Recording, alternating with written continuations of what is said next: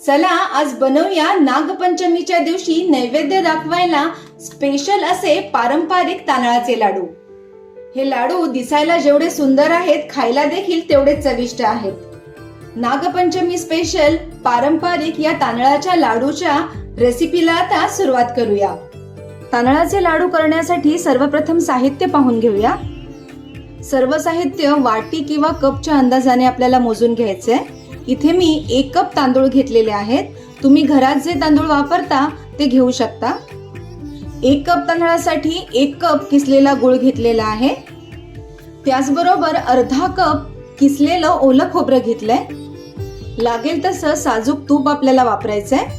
सुगंधासाठी थोडीशी वेलची घेतलेली आहे।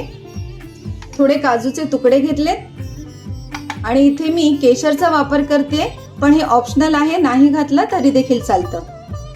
आता आपण लाडू बनवण्याच्या कृतीला सुरुवात करूया। तांदूळ आपल्याला 2 ते 3 वेळा पाण्यात स्वच्छ धुवून घ्यायचे आहेत। आमच्याकडे कोकणामध्ये प्रामुख्याने भात शेती केली जात असल्यामुळे आवर्जून नागपंचमीला हे तांदळाचे लाडू बनवले जातात। तांदूळ स्वच्छ धुवून हे मी असे चाळणीवर काढून घेतलेत। यातलं पाणी आता पूर्णपणे गाळून घ्यायचंय। इथे मी एक कढई गरम करत ठेवली आहे। यात हे धुतलेले आणि गाळलेले तांदूळ घालूया। आता हे तांदूळ आपल्याला रंग चेंज न करता खरपूस असे भाजून घ्यायचे आहेत।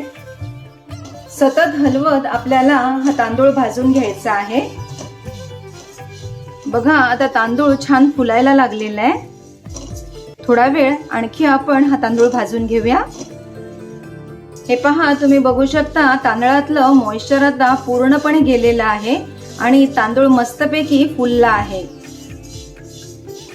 भाजताना हा तांदूळ एकदम हाताला हलका लागतोय, म्हणजे आता तांदूळ भाजून झालेला आहे। आता आपण हा काढून घेऊया आणि गार करूया। हे तांदूळ आता व्यवस्थित गार झालेले आहेत। आता हे आपण मिक्सरला लावून घेऊया। जाडसर असे हे तांदूळ मी वाटून घेतलेले आहेत। याचं पीठ नाही करायचंय, असं कोर्स टेक्स्चरच त्याचं ठेवायचंय। हा असा जाडसर तांदळाचा रवा झाला पाहिजे। इथे एका कढईमध्ये मी 2 कप पाणी उकळत ठेवलेलं आहे। पाणी उकळलेलं आहे। आता मी यामध्ये ही वेलची घालते, ही मी ठेचून घेतली आहे। तुम्ही वेलची पावडर देखील घालू शकता। आणि यातच हे 1 कप किसलेलं गूळ घालायचंय। गोड पदार्थाची चव वाढवायला थोडंसं चिमूटभर मीठ आपण घालायचंय आणि हा गूळ फक्त यामध्ये असा विरघळवून घ्यायचा आहे, याचा पाक नाही करायचा आहे आपल्याला। छान आता गूळ विरघळलाय आणि वेलचीचा सुगंध पण यायला लागलाय। आता आपण गॅस बंद करूया। एका कढईमध्ये मी बारीक केलेले तांदूळ काढून घेतलेले आहेत। आता हे गुळाचं पाणी आपल्याला यामध्ये गाळून घालायचंय, कारण गुळामध्ये बहुतेक वेळा कचरा असतो। हे असं व्यवस्थित गाळून आपण ह्या तांदळाच्या रव्यामध्ये घालायचंय। या गाळणीतले हे वेलचीचे दाणे मी परत यामध्ये घालतेय आणि आता लगेचच हे आपल्याला शिजवून घ्यायचं आहे। लगेचच हे मिश्रण घट्ट व्हायला लागतं। छान असं हलवत आपल्याला हे शिजवून घ्यायचं आहे। यामध्येच आपल्याला आता हे भिजवलेलं केशर घालायचंय। हे बघा, हे इतपत घट्ट झालं की आता गॅस कमी करायचा आहे आणि आता झाकण ठेवून हे 5 मिनिट शिजवून घ्यायचं। 5 मिनिटं झालेली आहेत। मिश्रण आता व्यवस्थित शिजायला आलेलं आहे। यामध्ये आता हे ओलं खोबरं घालूया। त्याचबरोबर 1 चमचा साजूक तूप घालायचंय आणि थोडे काजूचे तुकडे घालायचे। हे आता अगदी व्यवस्थित आपण मिक्स करून घेऊया। नागपंचमीला ओल्या नारळाच्या पातोळ्या, पुरणाचे धिंड हे सर्व पदार्थ तर बनवलेच जातात, पण हे या पद्धतीने बनवलेले तांदळाचे लाडू देखील यावर्षी बनवून पहा। अगदी पटकन आणि कमी साहित्यात हे लाडू तयार होतात आणि खायलाही खूप चविष्ट लागतात। थोडे आणखी चकाकी यायला मी अर्धा चमचा साजूक तूप घालतेय।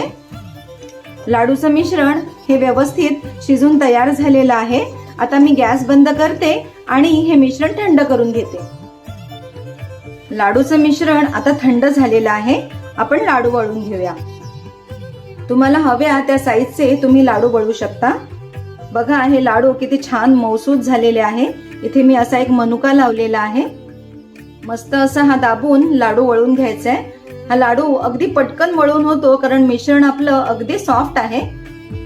आणि याला असं थोडं असं हलवायचंय म्हणजे लाडूला छान चकाकी. मस्त असा हा तांदळाचा लाडू वळून झालेला आहे. असेच आता मी सर्व लाडू वळून घेते. हे पहा, हे सर्व लाडू वळून झालेले आहेत. आणि पहा हे लाडू किती सुंदर तयार झालेले आहेत, किती छान दिसत आहेत. तुम्हाला हा एक लाडू मी असा तोडून दाखवते. बघा आतून किती मस्त मऊ लुसलुशीत रसरशीत आणि दाणेदार झालेत. या लाडूची चव अगदी उकडीच्या मोदकांसारखी लागते. तर ह्या नागपंचमीला हे तांदळाचे पारंपरिक कोकणात बनवले जाणारे लाडू नक्की ट्राय करा आणि तुम्हाला कसे वाटले हे मला कमेंट्स करून सांगा.